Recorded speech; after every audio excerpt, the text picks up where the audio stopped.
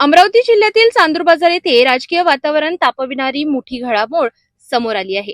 अचलपूर मतदारसंघाचे भाजप आमदार प्रवीण तायडे यांचे चुलत बंधू अभिजित तायडे यांच्या कथित खुनाचा कट रचल्याच्या आरोपावरून माजी मंत्री बच्चू कडू आणि गोलू माहुरे यांच्यावर गुन्हा दाखल करण्यात आलाय। चांदूर बाजार पोलिसांनी बीएनएस कलम 55, 58 आणि 61 अंतर्गत गुन्हा नोंदविलाय। या प्रकरणामुळे आता अमरावती जिल्ह्यातील राजकारण आणखी तापण्याची चिन्हे आहेत। दरम्यान बच्चू कडू यांनी सर्व आरोप फेटाळून लावत गंभीर प्रतिक्रिया दिली आहे।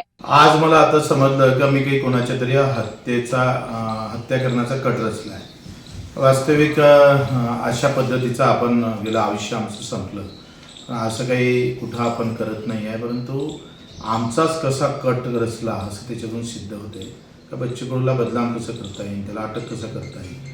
आम्ही जे 1.5 लाखासाठी आंदोलन करणार होतो रेग्युलर भरणाऱ्या शेतकऱ्यासाठी, त्याच्यासाठी कार्यकर्त्याचं खच्चीकरण करणे का तुमचा नेता असता आम्ही अंदर टाकू शकतो, तुमचा काय केव्हा आहे, अशा पद्धतीचा हा कट आहे।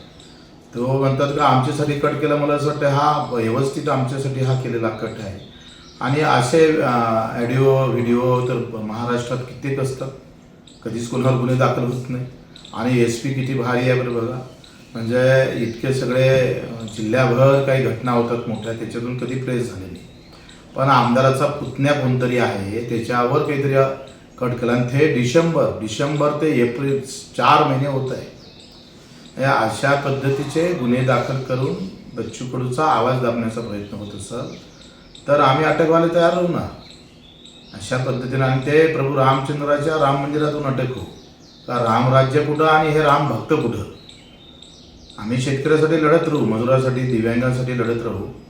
जे जे काही गुन्हे दाखल होईल, अधिक काही गुन्हे दाखल झाले तर आम्ही आमची बदनामी तुम्ही जो काही करण्याचा प्रयत्न होईल याच्यावर तर आम्ही थांबणार नाही। आणि मी आता उद्यापासून एव्हरेस्टला चाललो आहे। 2 महिने अगोदर आमचं हा कॅम्प ठरला होता। संविधान घेऊन आम्ही एव्हरेस्टच्या बेस कॅम्पपर्यंत जात आहोत। आणि उद्या असं नाही म्हटलं पाहिजे पडून गेला म्हणून, फार अगोदरच्यापासून तिकीट आहे, 15-20 दिवस अगोदरपासून काढलेलं आहे। आणि काय प्लॅनिंग असतं बघा, सकाळी 6 वाजता उठले आज SP साहेब आणि त्यांची टीम चांदूरला आली, 7:30 वाजता 7 वाजता गुन्हा दाखल झाला।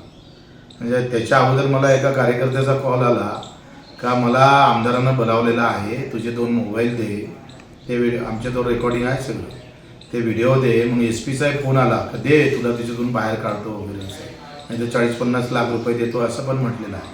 या सगळ्या गोष्टी किती गुंतागुंतीच्या आणि कशा पद्धतीनं फसवल्या जातं।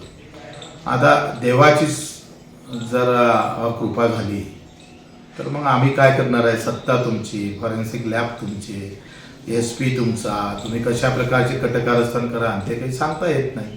त्यांना सगळ्या यंत्रणाच तुमच्या हाती आहे, कोणत्या माणसाला कसं फसवायचं याच्यासाठी तुमचं चुटकीभरासारखं काम आहे।